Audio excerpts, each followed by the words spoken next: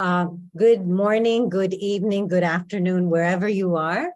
I'm Annapurna Garamella, the Managing Trustee for Art Resources and Teaching Trust, and ART is the partner for with University of Cambridge for this third edition of From Konkan to Coromandel webinar. And we have an exciting list of scholars who are going to speak in this webinar, and we're really thrilled to see all of you here. It's a great turnout, and today's talk is especially exciting. So before we launching in, I just want to introduce both ART as well as the talk and the speaker of the talk, Professor Holly Shaffer.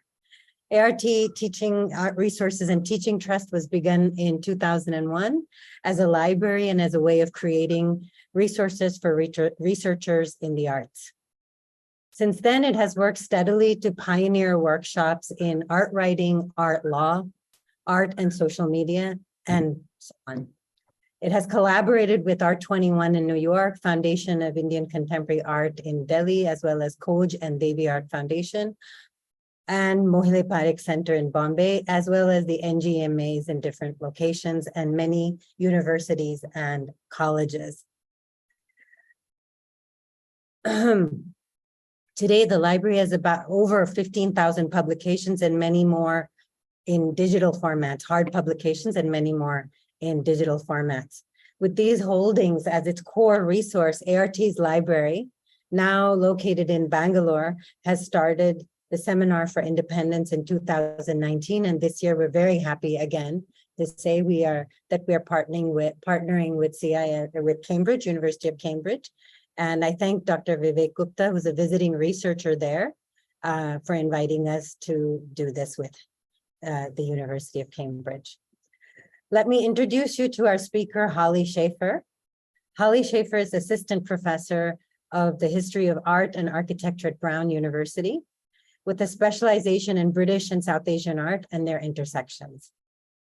Her book, Grafted Arts, Art Making and Taking in the Struggle for Western India, 1760 to 1910, published by the Paul Mellon Centre with Yale University Press in 2022, won the American Institute for Indian Studies Edward C. Dimock Jr. Book Prize, which is a really prestigious honor in the Indian Humanities. She has published essays in the Art Bulletin, Art History, Journal 18, Modern Philology, and Third Text, and has edited volume 51 of Ars Orientalis in 2021 on the movement of graphic arts across Asia and Europe. Currently, she's co-curating with Laurel Peterson an exhibition at the Yale Center for British Art on artists and the British East India Company, and is developing a book project on food and art. Today's talk is titled Gangaram Tambat, a Deccan artist and a British archive. I'm very excited about this talk because it's so rare, as she tells us, to have such deep records for an artist in India.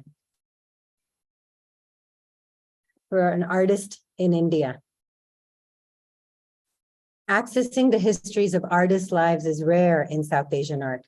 This talk explores how the figure of Gangaram Tambat as an artist and person emerges through his drawings and the texts and publications of the British artists and colonial bureaucrats who employed him in the Deccan in the 1790s. It will also meditate on the potential of archives to uncover histories of lesser known artists, but also consider the gaps in our understanding that will always remain, which is, I think, the ethical responsibility of any historian. So thank you for saying that. I welcome you to the seminar, to the webinar. Please go ahead with your talk. Thank you so much. After her paper, Vivek Gupta will start the Q&A process, and you will post your questions in the chat or raise your hand and we will call on you. Thank you so much. Annapurna, thank you so much for that beautiful introduction. and also it's just so wonderful to hear about the ART and all else. I also wanted to thank Vivek and Neil for all of your work, amazing work on this series, and to the audience for being here. So thank you. I'm really looking forward to hearing your questions and thoughts after the talk. So everyone can see the screen fine, right? Any problems, just let me know, and you can hear me okay. So I will begin with Gangaram. Oops, actually, I will begin by just by doing a flash on my book. And if you are interested in purchasing it, there's a discount code that came out with the email that Neil sent. So the talk I'll be giving today, I go into greater detail in the second chapter of the book. But now to our subject at hand. I'd like to begin with Gangaram, who we see here in 4 portraits produced around 1790 in India. Here, Gangaram is an artist depicted sitting with one knee up, paper balanced on a drawing board, his reed pen assuredly marking the page with a fluid line. To portray himself, Gangaram chose his life as a devotee, first in profile towards his guru, hands cupped respectfully, and then, remarkably, face forward, eyes locked with ours, a sprightly asymmetry in his mouth, mustache, and eyes, determining a lilt of the head. As a quote-unquote fool, as written in the inscription on the drawing, he is portrayed almost in caricature.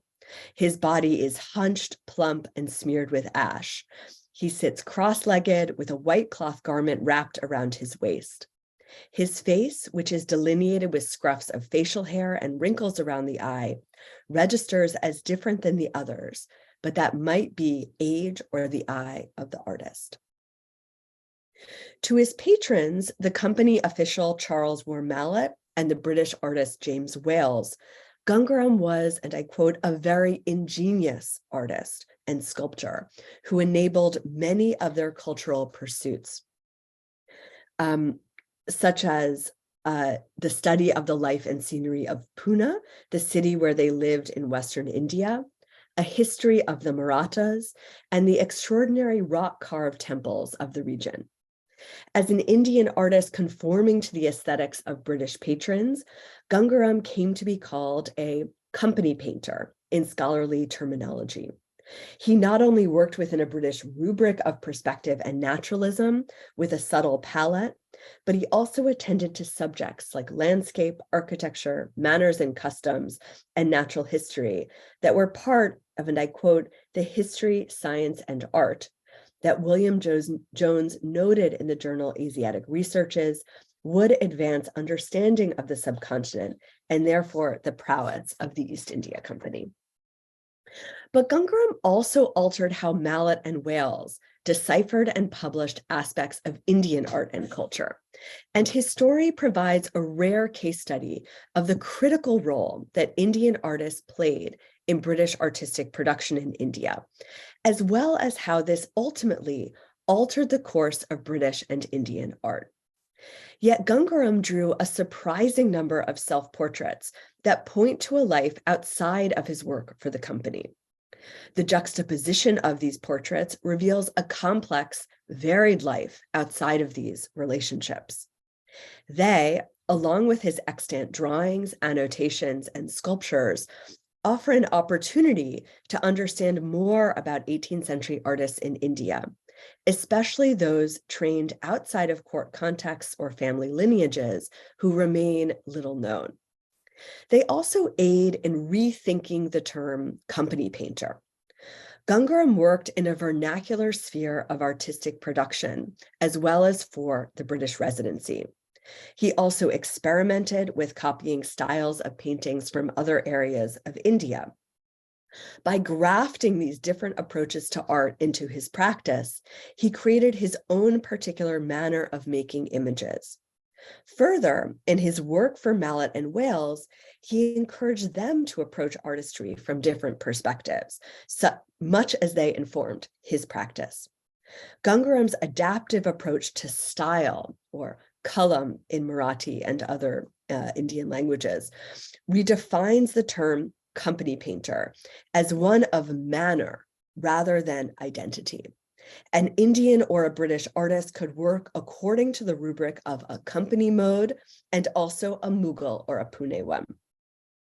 By aligning the watercolors and drawings he produced with what he and his British patrons wrote, we can glimpse Gangaram's biography. This is possible because of an archive that the collector Paul Mellon purchased in 1977 from the descendants of Sir Charles War Mallet, which is now housed at the Yale Center for British Art in black Solinger boxes. The objects in the archive relate to the period when Mallet was posted as a company diplomat known as a resident in the city of Pune from 1785 to 1798 to broker a treaty between the British and the Marathas against Tipu Sultan of Mysore. However, the archive holds far more than that. It includes James Wales's journals of his trips from Bombay to Pune in 1792 and 1794, as well as the text for his proposed publications and jotted notes and sketches.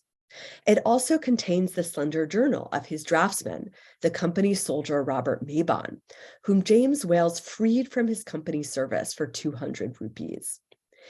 Mabon wrote this in his journal while inside the cave temple at Kandali under cave arrest by the local government, who deemed him a spy and without proper papers at that. A single sentence, however, likely written within the chill and darkness of the temple where he also slept, offers, and this was not a temple under current devotion, offers a haunting indication of Mabon's biography. And I quote, "Awaked in the morning with a violent headache, felt uneasy and restless, fearing that disagreeable circumstance which brought me to India." What is rare about this archive is that it contains such text as well as art. It is perhaps curious that few, if any, works are in Wales's hand, but rather in his draftsman Mabon's and Mallet's draftsman Gangaram's, as well as many other drawings, watercolors, prints, and paintings that were collected in India, given to Mallet or Wales, or are by other Indian and British artists whose names are now unknown to us. Oops.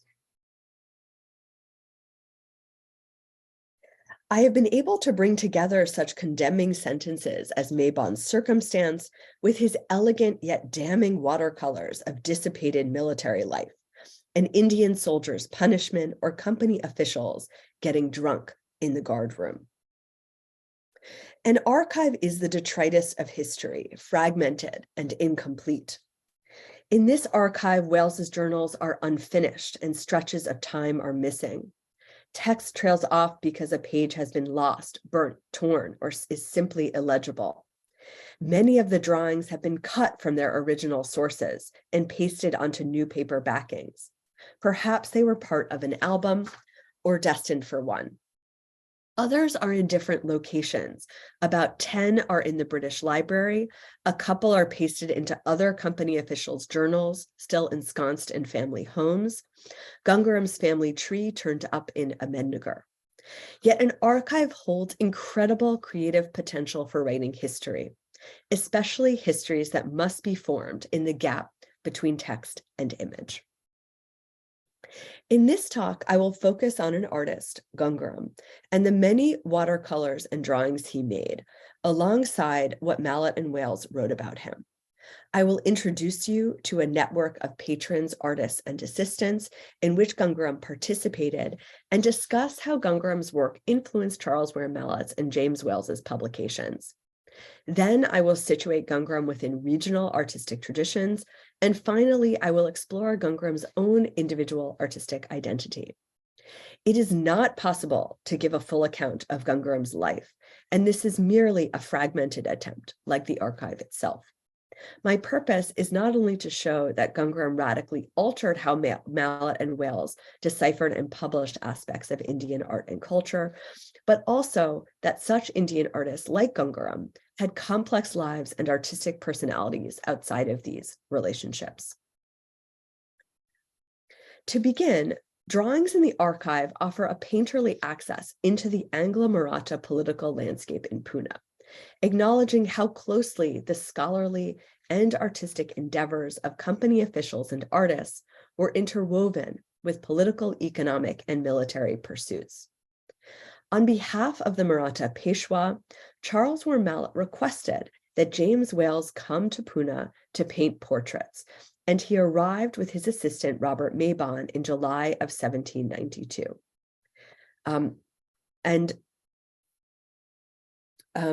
Wales worked for Mallet, such as on the large-scale history painting that he called the Great Treaty Durbar Group that we see on the left.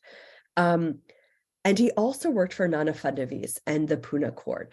And the Pune court was one of, was basically the main seat of the Marathas, who were a very, very powerful military group in India in this period, a major regional power.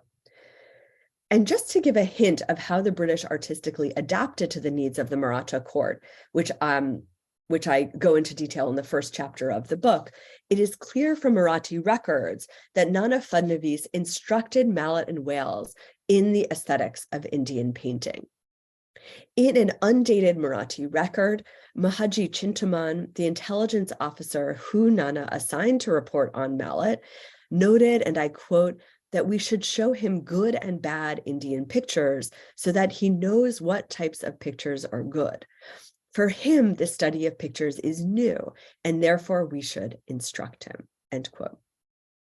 As a result of a like exchange, Wales may have emulated the technique of finely burnished Mughal paintings, such as those in Mallet's or Fadnavis's collection, as you see here. Wales must have spent enough time with such images to copy them, as he translated an 18th century Mughal composition of a dance, or nautch, into the pale washes of a watercolor sketch. Charles Were Mallet and James Wales, however, were not only interested in politics and portraits, but were also deeply immersed in the project of collecting, categorizing, and publishing information about their locale, including the subjects of landscape, portraiture, flora and fauna, Indian manners and customs, and costume. Perhaps the most notable subject that fascinated Wales and Mallet was architecture, specifically the extraordinary rock-carved temples at Carle, excavated in the 1st century, and an Elephanta and a Laura between the 6th and 9th centuries in the Deccan. Mallet's research resulted in an article published in Asiatic Researches in 1801 with illustrations engraved after Gangaram's watercolors of the site, and you're seeing that on the left. Wales was also prospecting to publish a volume of luxury prints, tentatively titled Indian Antiquities. However, his death in 1795 led Mallet to request Thomas Daniel to complete and publish this project of Wales's as well. It resulted in Daniel's Antiquities of India in 1803, and in the 6th and final volume of his opus devoted to the landscape architecture and customs of India, Oriental Scenery, which you're looking at on the right. These publications brought these ancient Indian sites to the attention of a European audience for the first time, and were a critical addition to British scholarship on India, fundamentally changing how future scholars approached Indian architecture. Mallet's and Wales's network of company officials and Indian and British assistants allowed them to locate, access, and document these cave temples. However, a confluence of external factors probably stimulated their interest in architecture. After the Portuguese invasion of Bombay and Goa in the 16th century, European travelers visited and wrote about nearby rock-carved temples, providing a literary tradition for nascent travelers. Antiquarianism was also a popular preoccupation of scholars and artists, who were particularly concerned with comparing architecture from different historical periods and locales. The growth of interest in the aesthetic of the picturesque also offered travelers and artists a new mode of depicting the world, as if it resembled a picture. These factors were placed into the service of the imperial project in India. In a letter written in 1784 discussing Charles Wilkins's translation of the Sanskrit text, the Bhagavad Gita, the Governor General of Bengal, Warren Hastings, explicitly linked the acquisition of knowledge to political control, rendering scholarly research on India a colonial project. And I quote, "Every accumulation of knowledge, and especially such as is obtained by social communication with people over whom we exercise a dominion founded on the right of conquest, is useful to the state," end quote. It is with this broad background that I would like to turn to the largest body of work in the archive that relates to these cultural pursuits, but complicates them. It is by Gangaram Tambat. How Mallet met Gangaram is unknown, but Mallet's first known commission from him was in 1790 for wax figurines of animals in the Peshwa's menagerie. Those extant include this lion, a camel, a hunting cheetah, the Peshwa's elephant, a horse, and a lynx. Gangaram made precise technical preparatory drawings, such as this rhinoceros, which included measurements for the preparation of the related model. The meaning of Tambat, which is one of Gangaram's names, means coppersmith. And this group, the Tambats, became socially mobile in this period through their craft.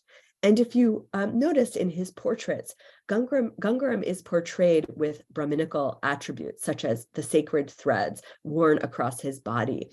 And another company soldier named Edward Moore, who was also in the Deccan in this period, described Gangaram as of a higher caste, a Brahmin, as did Mallet and Wales.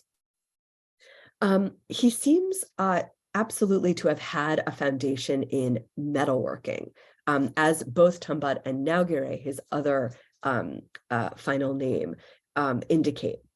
And the scholar Robert Skelton proposed that Gangaram could have cast copper sculpture through the lost wax method.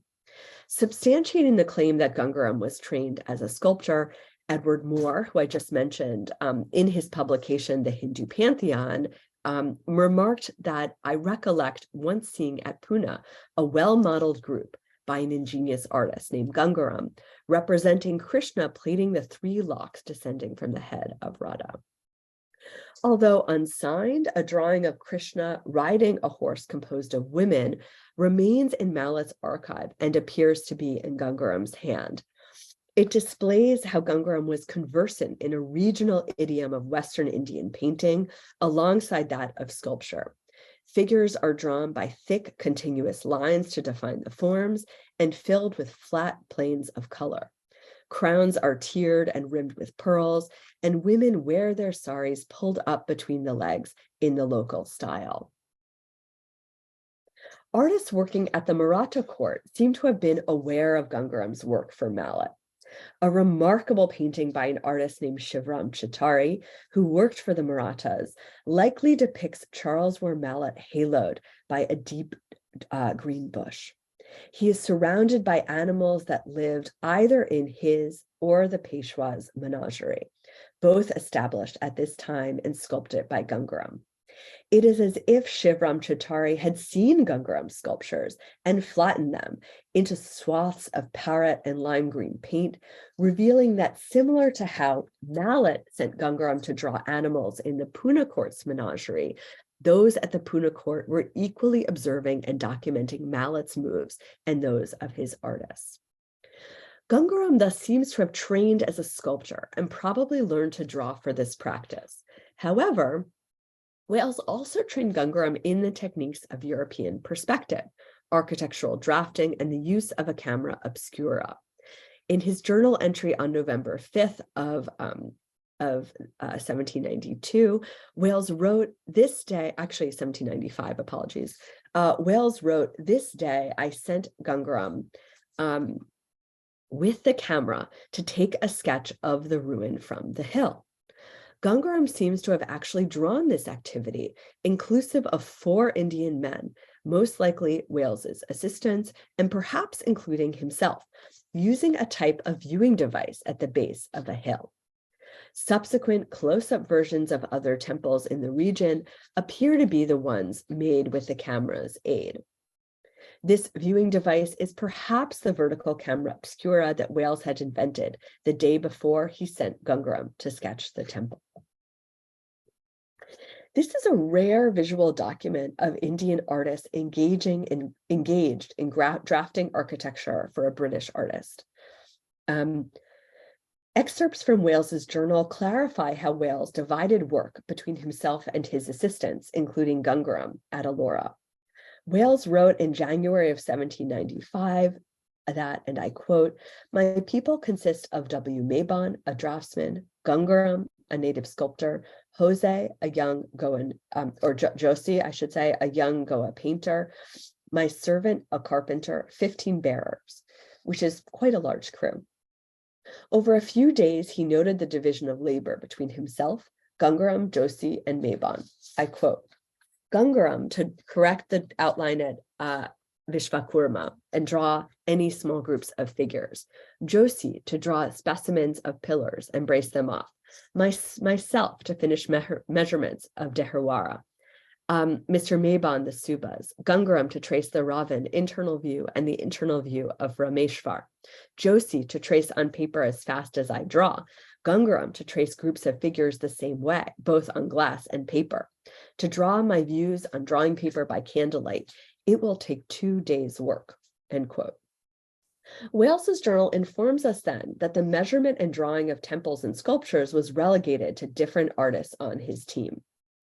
We do not know if Wales made finished drawings using his assistants, including Gangaram's drafts, or if he planned to simply use his assistants' work as the base for the finished prints.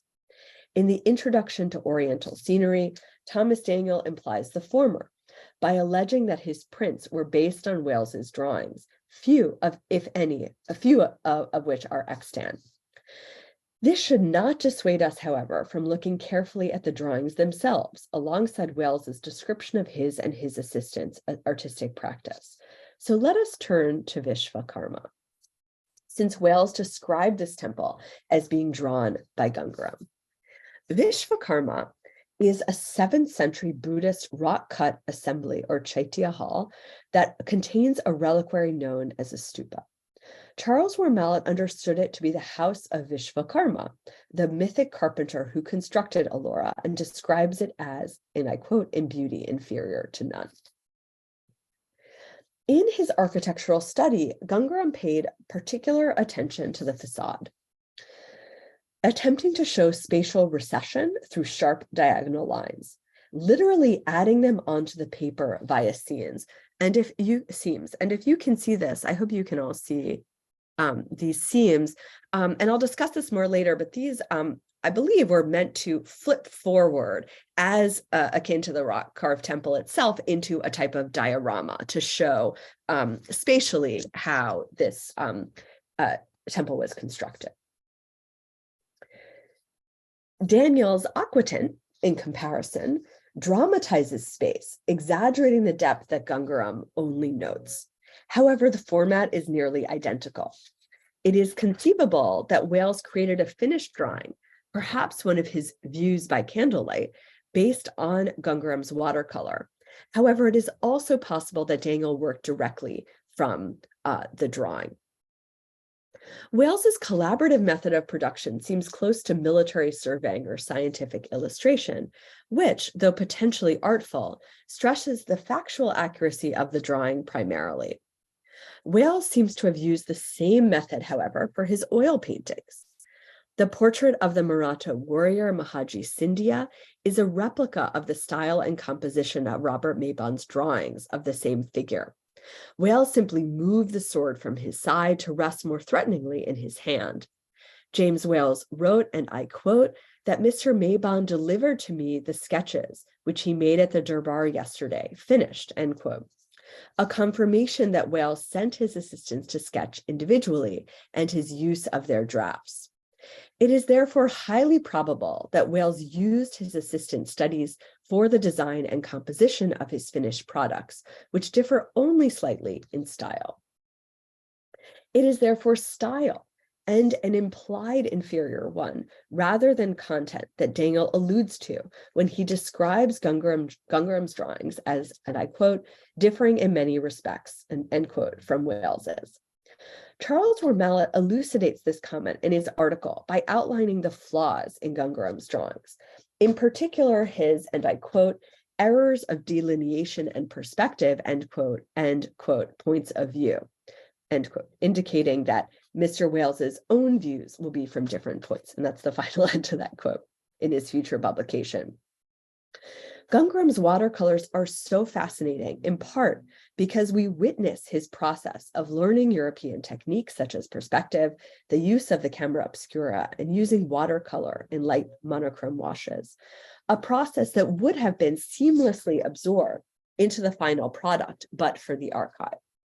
These drawings clarify what Mallet described as Gangaram's, quote, errors in delineation and perspective, end quote.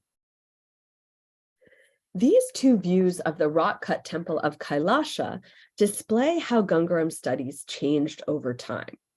The first view on the upper left is most likely from his first trip to Ellora for Mallet in 1793, and the second on the lower right from his trip with Wales in 1795. In the first view, Gangaram approaches the temple from its entrance, making its excavation from the rock clear, as is seen from the actual photograph of the site. However, the angles of the temple are confusing. Aspects of the building appear from different directions, creating a stacking, multi-tiered effect, which accords with the actual site, rather than a single perspectival view. So here, what I'm arguing is that Gangaram is actually much more attentive to the site at hand versus the European method of delineating architecture. The second watercolor is remarkably different. Here, Gangaram approaches Kailasha from the side, so as to capture the full length and breadth of the temple. The various depths of the building are portrayed through one-point perspective and shading, emphasizing recession. It is unlike the first image, but primarily in that it is an impossible view. From within the actual temple, as we see here, the structure limits visual access. The surrounding portico is punctured by columns, and the corridor around the temple is narrow. It is primarily for ritual circumambulation of the temple rather than for distant panoramic contemplation. Gangaram must have moved positions multiple times from within the temple complex itself, as well as going along the rock edge to view it from above. This is striking because a sharp diagonal cuts across the page, stopping a number of inches before the frame's edge. The abruptness of the stop gains levity by the evidence of a seam, an index of additional paper to fix a mistake, or to extend the surface so as to fit the drawing. This diagonal line should be the line of the rock out of which the temple was carved. Its precision and angle and the sharp stop in painting before the edge, however, equally indicates the use of a viewing device, which either frames the structure into squares for easier drawing, or if a camera obscura projects the outline of what is being viewed onto glass to be traced. Gangaram used these aids clearly, but with considerable thought. He strategically confronted and upset the temple's own demarcation of architectural space and subsumed it into what appears to be what his British patrons desired. Gangaram studies were not meant for circulation. However, it is uncertain if Gangaram's technique of doing a rough field draft and then a more finished draft implies that Wales used these finished drafts as his own. Regardless, it seems that Mallet's and Daniel's critique of Gangaram studies and emphasis on the view relate to a different set of aesthetic factors.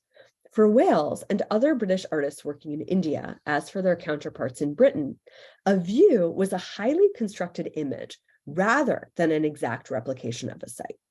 It purposely incorporated details and omitted others to make the image appeal to a wide audience. Architectural prints such as this one by the British artist William Hodges one of the first to travel to India in the 1780s, balanced the aesthetic of the picturesque and the antiquarian one of the topographic, adapting Indian landscapes to the view. The 18th century picturesque convention, literally to resemble a picture, organized landscapes in a fore, middle, and background with framing trees, a diagonal entry, and a roughness to the scene. Topographical prints, on the other hand, stress documentary accuracy in representing the structure, scale, and ornament of buildings. The varying ways the same architectural structure could be approached becomes clear when Gangaram's watercolors are compared to Daniel's. Gangaram depicted the rock-cut Buddhist Chaitya hall at Karle from a variety of angles and details, such as this distant view, which is depicted here in a rough sketch, includes a diagonal road into the site, a lion-topped monumental pillar, and adjacent structures that partially obscure the facade. Another study zooms into the barrel-vaulted hull itself and its receding ornamental pillars, which become the central focus of another detailed study, which you see on the right. If these works seem to focus on parts of the building in progressive stages, the structure's aspect that Gangaram gives the most attention and largesse is the facade. Stretching boldly across more than 2 feet square of paper, Gangaram graphically displays the intricacy of the sculptural design. The bulbous onion curve of the central Chaitya arch is emphasized as utilitarian by opening into the hall and also material, the red wash indicating wood rather than the gray stone. However, the Chaitya arch is also understood as the formal origin of the miniaturized replication of Chaitya arches banding the facade. The play of material and ornamentation is stressed. The horizontal stripe of latticework is reminiscent of the bumpy texture of weaving or woodwork, while the base sculptures of lovers or mithuna and elephants pop out via their loose, energetic brushwork. Space is understood less as recession than as abstraction. The central arch with increasingly tiny, lightly sketched vault lines optically trances more than recedes. The black rectangular door beneath performs more as a zone of emptiness, merging with the thick black line of the frame than the entrance to the hall. Again, these two seams at the edge of the paper indicate a place to fold the drawings, to make make it into a diorama as the actual rock-cut temple appears. Gangaram darkened the wash to indicate that this was a 3-dimensional space. As perceived through this watercolor, Gangaram's graphic approach stands out sharply in contrast with an aquatit by Daniel, adapted from Wales's or his assistant's drawings. In one of 4 views of Ekvera, as they just called it, known as Karle now, he depicts the rock-cut temple from a distant approach. Cut out of the shaggy hillside, the facade and its prominent Chaitya arch is partially obscured by the ruins of the gate, an adjacent modern temple, which is where the title Ekvera comes from, and the lion pillar. Similar to the rough sketch by Gangaram, this aquatit differs in key additive details, familiar to the picturesque frame. The subtle focus on time affects the mood of the image. Besides the crumbling columns of the entrance to the temple and mossy overgrowth, the inner portion of the arch is in ruins. The rectangular door, black from the shadow of the interior, becomes a modern asymmetrical introduction, cut into the fill of the older door that might have been added at the same time as the small square temple to the Hindu goddess Ekvera. Thus, Gangaram's quote-unquote errors in perspective and delineation are really quote-unquote errors of view. Though Daniel, and in that sense, I'm saying that they're not errors, of course, at all. Though Daniel published 3 other views of Ekvera, it is this one that held other British artists' imaginations. We see it repeated by Henry Salt, for instance, and James Ferguson. However, the other views by Daniel again reveal Wales's working method and probable use of Gangaram's architectural studies as the drafts for his finished watercolors or Daniel's aquatints. Daniel's adaptations have a visual affinity with Gangaram's, particularly in how they cut the view at a disjuncture and approach a structure from an unfamiliar angle. It is important to remember that Daniel had never been to Ekvera or Karla or Elora, and thus his views are true adaptations of Wales's and his assistants' drawings. The comparison of Gangaram and Daniel's depiction of the inside of the Chaitya Hall is instructive. The views are similar. Gangaram faces the hall straight, symmetrically, whereas Daniel tilts the view slightly, adding a sense of mystery. One of Daniel's views places the viewer extremely close to the building, at the base of the temple, with a view of the rock it was carved from. The sculptural detail of the side of the portico is faced frontally, as Gangaram is wont to do. Further, these works by Daniel, because they were based on Wales's and his assistants' studies, have a very different tenor than his other work in Oriental scenery, in particular his Indian antiquities. Daniel, though he claimed an unmediated transcription of architecture from building to page via the camera obscura, regularly takes this distant, sidelong, picturesque view for that delineation. Daniel's chosen view of the great relief at Mamallapuram, for instance, approaches from a distance, with the sharp diagonal of the road offering an equally slanted view of the relief and adjacent temple. The rock and wide swath of curving cloud is balanced picturesquely by a leafy tree on the left. Wales's views, adapted by Daniel, on the other hand, offer quite different points of departure. Some emerge from the deep recesses of the temple, offering an embodied, if not ghostly, experience, in contrast to Daniel's interiors that are often symmetrically and neatly delineated and bathed in light. Wales, again adapted through Daniel, seems to have unified his assistant's work through the aesthetic of the sublime, with views that elicit terror and majesty.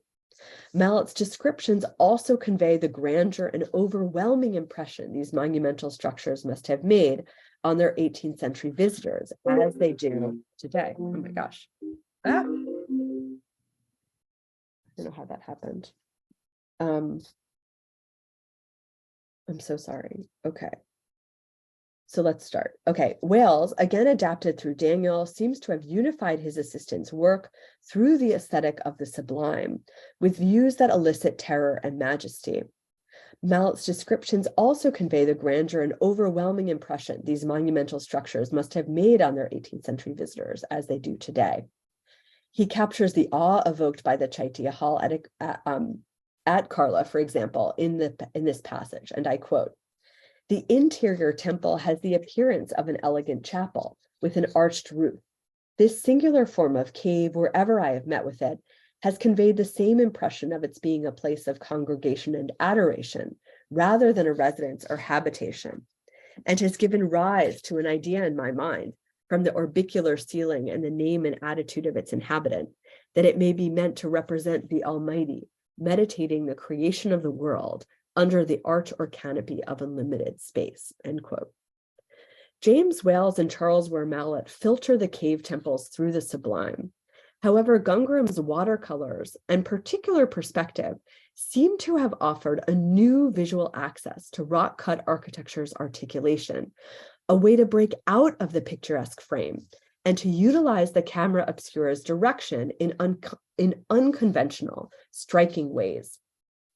That Gangaram's approach to Indian architecture influenced Wales is corroborated not only by Gangaram's work at the site with him and his architectural studies, but also by Wales's use of tracings of Gangaram's studies from his earlier trip to Elora for Mallet, indicating that Wales was led to certain views of Elora through Gangaram's previous work. I am thus not only arguing that many drawings by Gangaram were the basis of Daniel's acquaintance, but also that Wales's approach to Elora and Karla was deeply inflected by Gangaram's. Thus, the luxury prints being consumed in well-appointed homes across England were ultimately produced by Gangaram. Tambat.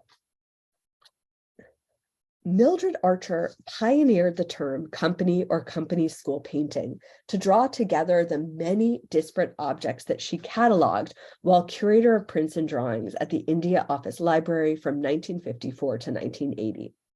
She defined the term as Indian artists who worked for British patrons or the tourist trade, who adapted certain aspects of European painting style, such as the use of watercolor and shading, and visual techniques such as linear perspective into their works.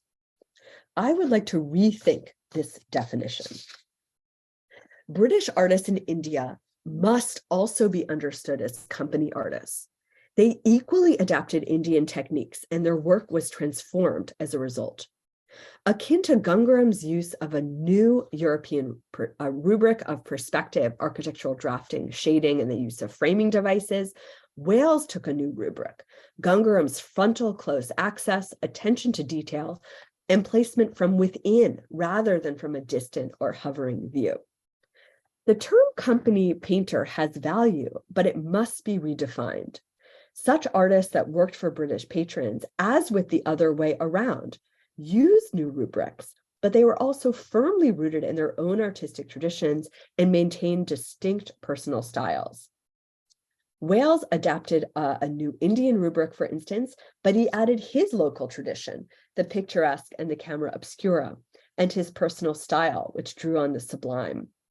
Company paintings across India can be wildly variable or shockingly consistent, but it is the artist's adaptation to the European or Indian checklist and their personal additions that gives company painting its distinct, though diffuse look, and its potential to unsettle set ways of looking. So again, that company painting is a manner, a style, versus anything connected to identity or ethnicity. With this in mind, I would like to return to portraiture and to Gangaram as an artist and individual navigating multiple worlds. I'll focus on a remarkable double portrait of Gangaram and his guru. Here, Gangaram depicts himself wearing a bright red turban. He listens to his teacher, hands folded in the gesture of Anjali Mudra, indicating attention, respect, and honor. His guru in turn teaches, with one hand resting in his lap and his other raised holding prayer beads. According to Mallet's inscription, this is Gangaram by himself, very like and a very ingenious person at Pune in the service of CWM, by whom the subsequent native sketches were drawn chiefly from life, and his guru, a celebrated holy hermit near Pune, end quote. So that was in Mallet's language. The 13 additional, quote, native sketches are drawings of individual devotees who must also have been participants in this religious group. Most of the men are shown cross-legged in profile with bodies turned 3/4 to the viewer. They are relaxed. One man turns forward boldly, staring out, and he also appears to be Gangaram. Gangaram, Wales wrote, is the chaplain of our company, devoted, and I quote, to a spiritual director, as Wales wrote. He also knew a range of religious practitioners. On their journey to Ellora in 1795, Gangaram introduced Wales to multiple holy men. Gangaram also seems to have had a particular character. Wales wrote in his journal, and I quote, Gangaram, having heard of an old pagoda, which was one British term for temple in this period, told me his fear of being beaten by robbers who lay in wait near it. After various consultations, he was to borrow a musket to defend himself, but it being suggested that a musket being the kind of booty which would be more acceptable to robbers, and he never having fired a musket, he resolved that to prevent his being robbed of his clothes, he should strip and go naked, and in this manner he accomplished his journey in perfect safety. This anecdote is incredulous, but also respectful. It illuminates the annotation of, and I quote, a fool named Gangaram, quote, on one of his portraits. Gangaram was one to play the quote unquote fool, void of common sense, only to prove his acumen. The composition of the portrait of Gangaram and his guru is also worldly. Numerous paintings from the Pune region depict noblemen as disciples of a spiritual leader or god. In one painting, a sage offers the blue-skinned god Krishna knowledge in an illustration to the Sanskrit philosophical treatise, the Bhagavad Gita. A comparison of the poses is instructive. The sage is seated just like Gangaram's guru, cross-legged with his torso toward the viewer, head in profile. Krishna has one leg bent, just like Gangaram. Another painting, however, could also have served as a model. Shivram Chattari, who painted the British hunter in the parrot green field of animals that we looked at earlier, also depicted the Maratha king, Shahu Maharaj, attended by his prime minister, the Peshwa Narayan Rao. These two figures are situated within a similar parrot green landscape to the sage and Krishna in the Bhagavad Gita image, which was familiar throughout the Deccan. The poses are nearly identical, though here there is an aspiration for elevation. Gangaram becomes the minister and his guru becomes the king. This portrait of Gangaram and his guru invokes the compositional format of regional paintings, which Gangaram probably accessed, just as he did European prints. At least one of his drawings after an Indian painting remains in Mallet's archive. Gangaram drew a priest of the Bohras named Manpuri Baba, according to the inscription, which appears to be based on a Mughal type prevalent in Jaipur. In light of his devotion, it might be significant that Gangaram chose to copy a painting of a holy man, especially as he could probably access a range of works. Mallet owned Mughal paintings, and Nana Fadnavis sent paintings to the residency from his collection, as noted earlier. Yet while Gangaram clearly considered the varied techniques of composition and draftsmanship in other regional Indian paintings, his works also differ from them. Rather than the densely applied colorful gouache or opaque watercolor, Gangaram's portraits are simple, sketch-like, and seem to be for personal, if not devotional use. Other series in Mallet's archive complicate Gangaram's. Mabon, who also assisted Wales, deftly outlined in color what appear to be ethnographic types of ascetics, rather than portraits, and provided a judgmental assessment of the Muslim, quote-unquote, fakirs and Hindu yogis, who, and I quote, Mabon, pretend to great austerity and devotion in order to procure alms, end quote. In Mabon's drawings, the men are identifiable by their attributes of deprivation, such as, and I quote, a Hindu austere, who accords with the trope of the fanatic that had been repeated for centuries in European publications about Indian ascetics, rather than as a description of an individual. His drawings stereotype ascetics and cater to a market for company officials and for wider European audiences attuned to the exotic.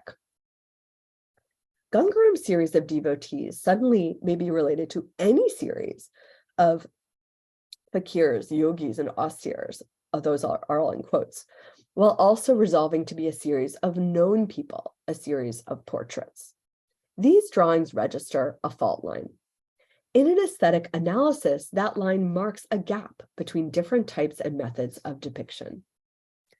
By delineating, quote unquote, people of a certain group on separate sheets of blank paper, Gangaram followed a European way of depicting types, such as those by Mabon.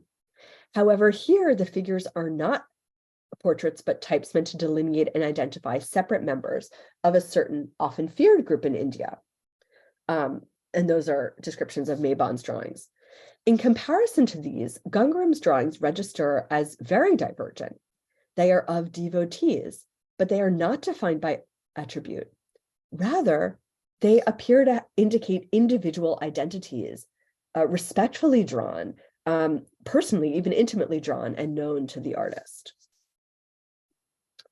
Gangaram also could have been following a regional type of depiction, where scenes of noblemen and religious figures set in a landscape were common, or a Mughal or Rajput one, where portraits of noblemen in the position of devotees or simply of devotees or other regional figures are well known. Yet Gangaram presented a series of informally sketched, ordinary devotees who appear to be specific individuals. Such a series of ordinary disciples in their guru, rather than a noble or iconic figure, is equally compelling and equally strange. Gangaram was a sculptor and painter who worked for the public rather than the court. He was trained by Mallet and Wales and by the works that he copied in their collections. Yet his series of individual devotees seems to be a graft of his own volition. In the spaces left among methods of depiction, Gangaram lit upon something familiar and unfamiliar to them all. Thus, the ingenuity of the ingenious artist Gangaram, as Mallet described him, lay precisely in his ability to innovate. Gangaram altered how Mallet and Wales saw and interpreted India, but he also took the skills that he learned in unintended directions. While drawing on his training in the regional arts of the Pune region and his particular metalworking communities, he was also able to accommodate the techniques and subjects that his British patrons required. Gangaram's artworks display a distinctive aesthetic that emerged from an artistic practice that was hinged between India and Britain and the nuances within each, and among the popular traditions he knew, the courtly ones that he studied, and the British ones that he gained. Thank you.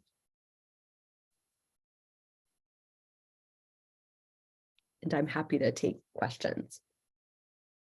Thank you, Holly, for that wonderful lecture. I'm just going to try to, you want to stop sharing your screen at the moment? Absolutely. I just want to.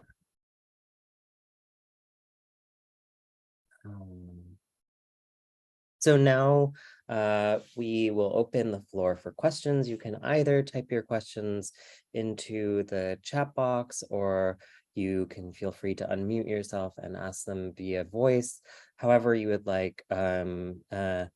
Holly has generously agreed to take some questions and have a discussion about this fantastic work. I can get started just to get us a little warmed up. I was really, I think it was really fascinating to see the works that are cut and folded that Gangaram made. Those are really amazing. There's so much to say about them.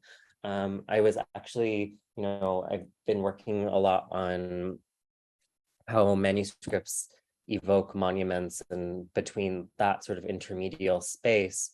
And I was thinking of an article by Nachiket Chanjani that he's written on paper prasadas. You might know this article. It's an analysis of Jain manuscripts, but it connects because it shows how he develops a really beautiful argument about how the book or a flattened surface is a temple to be inhabited, right? And I loved those images as how you would fold them up and sort of enter the space. I wonder whether I wanted to know whether you've been able to trace any sort of precedent for this within maybe British or Indian traditions, or anywhere, where is he innovating this on his own, or is this sort of something that we don't really know? I also was curious, so that's one question. I'm also curious if you're a museum and you exhibit some material like this, how would you create that experience of going into a diorama type space? So those are two questions that I have, but it really truly is deeply researched work, and it was just so fantastic to see this. Holly, thank you so much. Thank you so much, Vivek. And that's just it's such a wonderful question. And it also evoked for me the wonderful introduction to David Schulman's book on the imagination in South India, where the devotee builds the temple in his mind, right? So like taking us back to that idea of chitra, of the image as a mental image, potentially an imaginative one that can exist in all sorts of formats and ways. So thank you so much for raising that. So there certainly are in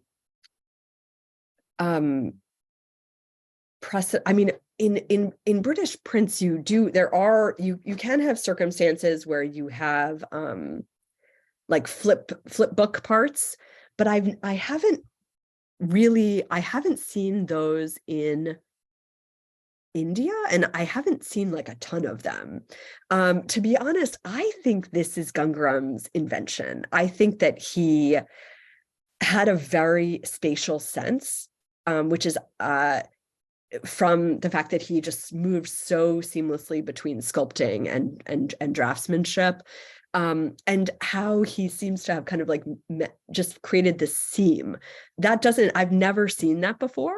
And so I think he just confronted by an architectural site was like, how could you draw this without acknowledging that this is three-dimensional? And so that was kind of that was his approach. In terms of the museum, it's a fabulous question. And for the show that I'm working on right now with Laurel Peterson at the Yale Center for British Art, we're working with the paper conservators to see if it would be possible to actually show them in that three-dimensional way. So it's just it's a conservation question, but it would be amazing to see them, because I think that they really do evoke a different sense. And he clearly meant it to, because he shaded, he kind of created the shadows on the temple as well. It's so innovative. I mean, it really, you get the sense from this research and just how you reconstructed his story of this artist who was moving between media and looking at different things and really just coming up with solutions for how he wanted to see things, right? He's just a brilliant guy. Our first question is from Susan Bean. Hello, Susan. She says, Holly, wondering if you have found any inklings to extrapolate on of the artistic lives of other practitioners in Gangaram's era. Perhaps the other artists you showed in the two words. Oh yeah, Chitra, what Shivram. Yes, Shivram Chitari. Yeah. Ooh, that artist is amazing. Oh, he's amazing. Yeah, no, thank you, Susan, so much. What a wonderful question. And the answer is yes, actually, and that's also been a project I'm really committed to, as so many others are. We can bring up so many books that have worked and are working so hard to identify artists by name. I'd say that the artists in this project who really kind of came forth, Shivram Chitari, whose works are mostly in Aurangabad at the History Museum at Ambedkar University. So I encourage everyone to go there. And we know that because, they're inscribed. And other artists include Sabaji Anant, who's another artist who worked for the Peshwas. Again, just when you start to look and you put together paintings and texts, his name comes up. So that was also really exciting.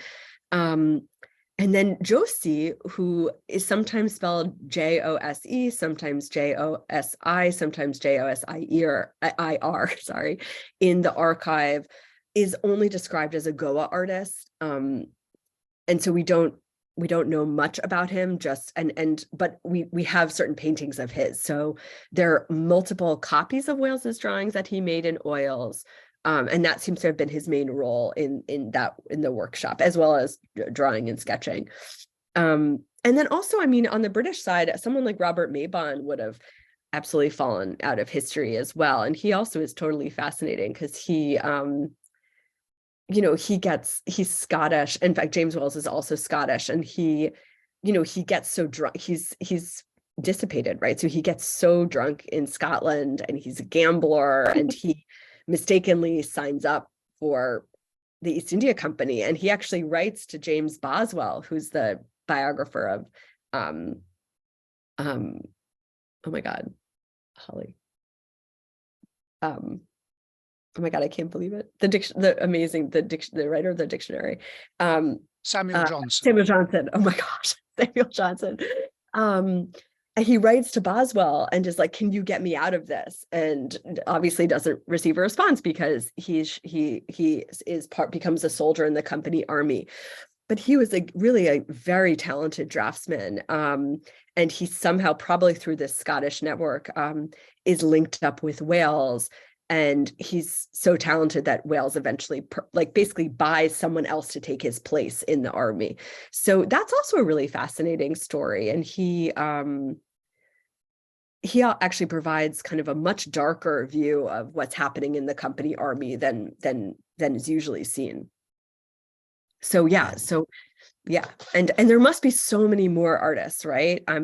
I guess I focus so much on Gangaram because Gangaram left behind such an incredible, rich and varied archive. There's so much. And again, you just don't, it's not that wasn't produced, because obviously so many extremely talented artists were working always and throughout the period. It just, for whatever random circumstances, this archive survived. Yeah, I mean, the work of Shivram Chitari, it looks so contemporary. It's like you're looking at like a contemporary artist's work when you're looking at it. I was shocked when I saw your book. I was like, what is it? Whose work is this?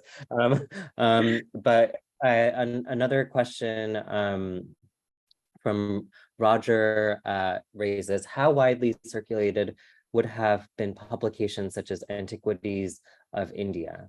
Yeah, that is a really wonderful question. So I'm going to answer it in two ways. One, these are luxury print publications, so they're expensive, but they did have large subscriber lists, and they were sold in multiple cities in India, as well as multiple cities in the UK, which I guess in Britain, I should say. And so they were around, but they were expensive luxury print publications. They weren't everywhere. Antiquities of India, I'm trying to say there were other Daniel publications that were less, that didn't have as much of a circulation, including the one of Carle, which had it was published separately from Oriental Scenery. And I've only seen one copy in the British Library. So for whatever reason, that one wasn't distributed as much, but the Oriental Scenery was widely distributed, but again, as a luxury print publication. Great question. Annapurna asks the question about, she says, Gangaram comes from a metalwork background. Do you see any traces of this in the way he handled the medium of drawing? Do you think he may have been drawing on metal as well? That's a really wonderful question. Thank you so much. You know, I've seen this most in his sculptures. Do you want me to share my screen so we can go back to one of my favorite? Oh, wait, hold on. Let me, before I do this, let's go. Whoops, there we go. Sorry,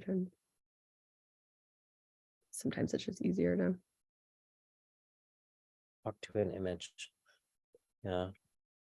Oh yeah, so this, I believe, was probably connected to a sculpture.